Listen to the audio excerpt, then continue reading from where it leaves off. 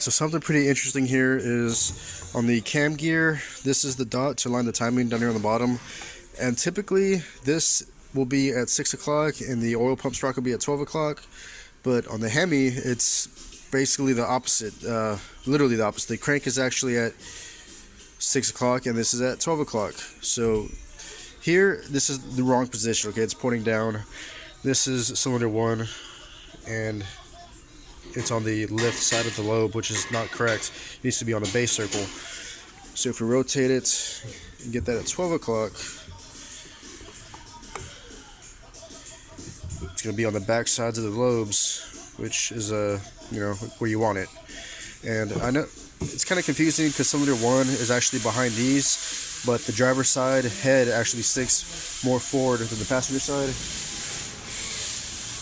If you look at it from right here, that head is further out front than the passenger side, so cylinder 1 is actually the second pair of lobes back right here. So basically, just make sure this is at 12 o'clock, the crank is at 6 o'clock, and it should be good.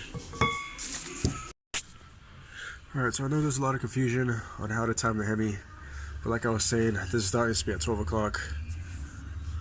The crank pulley needs to be at 6 o'clock, which you can't see the dot on the gear, but on the oil pump, there's 3 big splines. I'm not sure what you call these, but basically the bottom 2 are going to be perfectly level, and then the top, the third one is going to be centered at the top. The chain has those 2 marks I was showing you. They go at 12 o'clock, and there's 1 mark that goes at 6 o'clock. And the little keyway on the crank here would be at 2 o'clock. So these are all ways that you can make sure that your Hemi is in time. Straight up and down. Alright, I got that on there. I'm going to pull this and put tension on the chain.